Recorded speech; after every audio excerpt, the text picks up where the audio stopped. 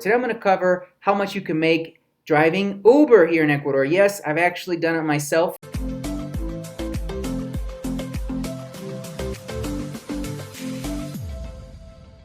Driving Uber in Ecuador obviously is not going to be nearly as profitable as it would be, say, in North America.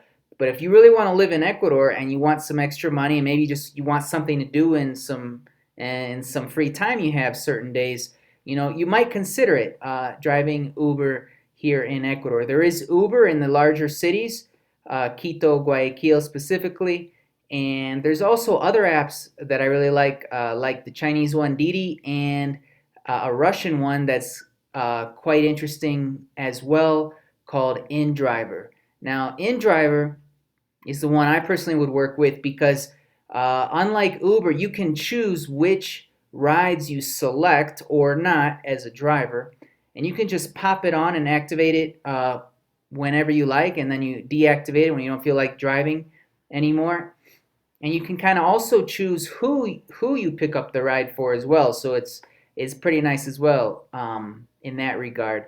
And it's really cool in that the the user bids how much they want to spend, and the driver accepts it or does a counter offer, and then the user can either accept the counter or continue the bidding. So it's a super interesting tool. Yes, it is from Russia, but I think it's way better even for the user and the driver than Uber, and I think it could catch on big in the U.S. if they ever allowed it to.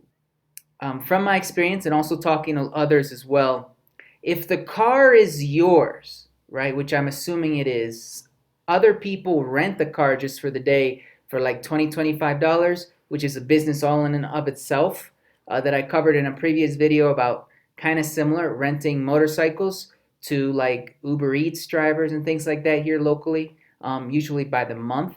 You rent down here with the motorcycle, but you could also rent by the month or by the day cars in order to drive Uber as well, which a lot of people do. But assuming it's your own car, after the gas expenditure, which is very cheap in Ecuador, if you work a 10-hour day, you could take home on average around $50, right? So probably not something you do for the money, but it is an interesting way to make a little extra money and maybe meet some people and spend kill part of your days if that's what you want to do.